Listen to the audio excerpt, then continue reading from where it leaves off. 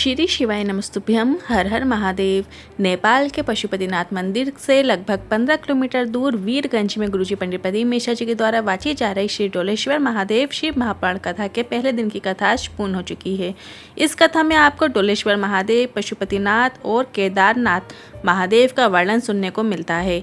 श्री डोलेश्वर महादेव शिव महापुराण कथा दोपहर के 2 बजे से 5 बजे तक आस्था चैनल और यूट्यूब चैनल पर देखी जा सकती है। 17 मई की रात्रि से मासिक शिवरात्रि शुरू हो जाएगी, जिस कारण शिवरात्रि का जो व्रत होगा वो 17 मई को मनाया जा रहा है। ये शिवरात्रि 18 मई को रात्रि के 9:20 तक रहने वाली है। तो ऐसे में गुरुजी पंडित प्रदीप मिश्रा जी के द्वारा बताए गए 3 ऐसे उपाय जिन्हें आप मनोकामना पूर्ति, रोग मुक्ति और धन प्राप्ति के लिए 18 मई को भी कर सकते हैं।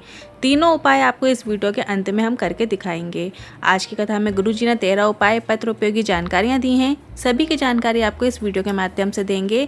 किसी कारणवश यदि आपने आज की कथा नहीं सुनी है तो पूरी कथा का रास्ता आपको इस छोटे से वीडियो से प्राप्त हो जाएगा।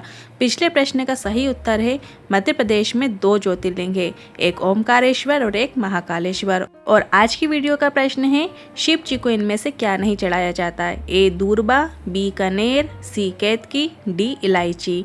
आप इस प्रश्न का उत्तर कमेंट के जरिए हमें भेज सकते हैं और हम इस प्रश्न का उत्तर कल के वीडियो में आपको बताएंगे। तो बढ़ते हैं आज की कथा की पहली जानकारी की ओर। काशी में मरने वाले को गुरु मंत्र भगवान शिव देते हैं और नेपाल पशुपतिनाथ की धरा में जब कोई बच्चा जन्म लेता है तो भोलेनाथ उसके कानों में गुरु मंत्र बोल देते हैं। साधारण नहीं है नेपाल की धरा। बढ़ते हैं आज की कथा की दूसरी जानकारी की ओर। अगर कोई परिवार का एक सदस्य भी शिव महापुराण की कथा सुनने के लिए बैठता है, जितनी देर तक कथा सुनने के लिए बैठता है उतनी देर तक उसके जो पूर्वज पितृलोक में हैं उनके कंधे पे नारायण भगवान हाथ रखकर कथा सुनते हैं। बढ़ते हैं आज की कथा की तीसरी जानकारी की ओर। कोई पुराण एक पीढ़ी को तार देती है, कोई पुराण 2 पीढ़ी को तारती है। पर शिव महापुराण की कथा सुनने वाला, बाँचने वाला, करवाने वाले की 71 पीढ़ियां तर जाती हैं। ऐसे उज्जैन के ऋण मुक्तेश्वर महादेव मंदिर में पत्थर से टंकन करके लिखा गया है। बढ़ते हैं आज की कथा की चौथी जानकारी की ओर। संगीता यादव जी पत्र लेकर आई। सारे डॉक्टर का इलाज करवाया पर माँ को आराम नहीं लग रहा था। सारी दवा कराई पर आराम नहीं मिला। फिर टीवी में कथा सुनकर मैंने माता को कहा 1 लोटा जल चढ़ाया करो और 1 बेलपत्र चढ़ाकर उस जल और बेलपत्र का आचमन करो। गुरुजी हम नेपाल में रहते हैं, यहाँ रुद्राक्ष बहुत मिल जाते हैं। फिर भी हम सीहोर जाकर कुबरेश्वर धाम का रुद्राक्ष प्राप्त करके लाए और उस रुद्राक्ष का जल बाबा महादेव को चढ़ाते और उस जल का आचमन करना शुरू किया। अब मेरी माँ की तबीयत ठीक हो चुकी है, उसी का आभार व्यक्त करने कथा पंडाल में आई हूँ। बढ़ते हैं आज की कथा की 5वीं जानकारी की ओर। एक भगवान भोलेनाथ असुरों के भी देवता हैं, एक भगवान भोलेनाथ देवताओं के भी देवता हैं, एक भगवान भोलेनाथ पशुओं के भी देवता हैं, एक भगवान भोलेनाथ जलचर, थलचर, वायुचर सभी जिसने जन्म लिया है उन सभी के देवता हैं भोलेनाथ। बढ़ते हैं आज की कथा की 6वीं जानकारी की ओर। नेपाल में कई भोलेनाथ के मंदिर हैं। आप जहां जाओगे वहां भगवान शिव मिलेंगे। कई तो इतने प्राचीन मंदिर हैं जहां पर जाकर आप अगर बैठोगे तो आपको एक ऊर्जा का अनुभव होता है।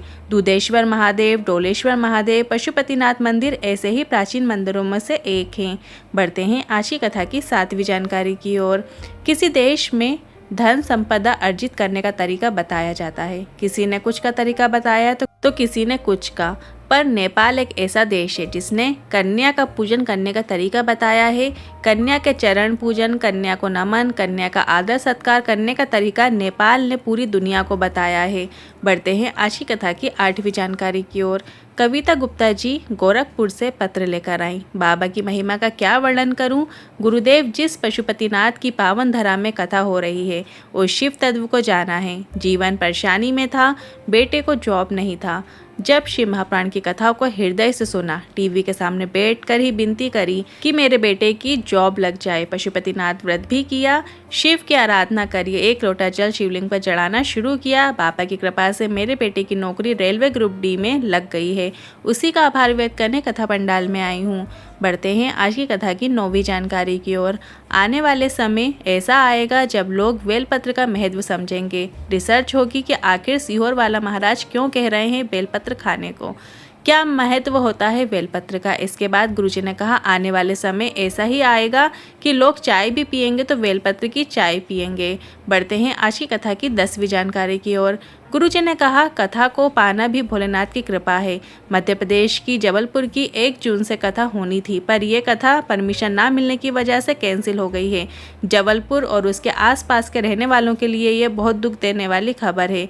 इसके बाद गुरुजी ने यह भी कहा कि जबलपुर की कथा कैंसिल हुई है, अब उसकी जगह कहीं और कथा होगी या नहीं वो देखते हैं। मतलब आपको कहीं ना कहीं 1 जून से कथा जरूर सुनने को मिलेगी, क्योंकि कई जजमान हैं जो गुरुजी की कथा कराने के लिए तत्पर हैं।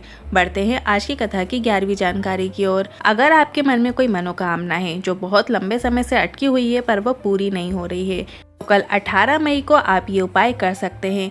इस उपाय को करने के लिए आपको 7 काली तिल की आवश्यकता होगी, साथ ही 1 काली मिर्च की आवश्यकता होगी।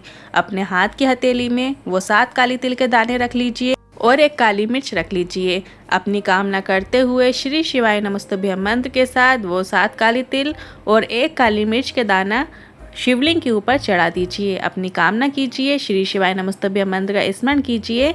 इस शिवरात्रि में आप ये उपाय करेंगे तो अगले माह की शिवरात्रि आएगी, आपको स्वयं दिखेगा कि आपकी मनोकामना पूरी होती नजर आने लगेगी। बढ़ते हैं अगली 12वीं जानकारी की ओर। यदि रोग मुक्ति हो या धन प्राप्ति हो या नौकरी प्राप्ति हो या शीघ्र विवाह हो, मतलब आपकी किसी भी प्रकार की मनोकामना की पूर्ति के लिए आपको इस शिवरात्रि में बेल पत्र से कमल पुष्प बनाना है। कमल पुष्प बनाने के लिए आप 7, 11 या 21 जितनी बेलपत्र आपको मिल जाएं उतनी बेलपत्र ले लीजिए। बेलपत्र आपको ऐसी लेना है जो कहीं से भी खंडित ना हो, बेलपत्र पूर्ण हो और पीछे का डंठल आप तोड़ लीजिए। इस तरीके से आपको 7, 11 या जितनी बेलपत्र मिल जाएं वो ले लीजिए और इन 7, 11 बेलपत्र का प्रयोग करते हुए आपको एक कमल पुष्प बनाना है। डंडी आपको अंदर की ओर रखना है और जो पत्ती है वो बाहर की ओर रख के आपको कमल पुष्प बना लेना है। इसके बाद इस कमल पुष्प में आपको अष्टगंध से पीले किए हुए अक्षत को डाल देना है, बीच में आपको डाल देना है और थोड़ा सा लाल चंदन भी आपको इस कमल पुष्प के ऊपर अर्पित कर देना है। एक बात का ध्यान रखें, अच्छी साफ बेलपत्र का ही उपयोग करें। इसके बाद इस कमल पुष्प को श्री शिवाय नमस्तुभ्यम बोलते हुए अपनी कामना करते हुए शिवलिंग के ऊपर अर्पित कर देना है। जिस तरीके से आप बेलपत्र उल्टी चढ़ाते हैं उसी तरीके से आपको इस कमल पुष्प को भी आपको उल्टा अर्पित करना है। तो आपने 7, 11 जितनी भी बेलपत्र का कमल पुष्प बनाया है जो आपने अर्पित किया है उसके ऊपर फिर आपको 7 लोटे या 7 कलश जल अर्पित कर देना है। बस आपको इतना ही करना है। श्री शिवाय नमस्तुभ्यम मंत्र का निरंतर जाप करते रहिएगा, स्मरण करते रहिएगा, बाबा से अपने दिल की बात बोलते रहिएगा।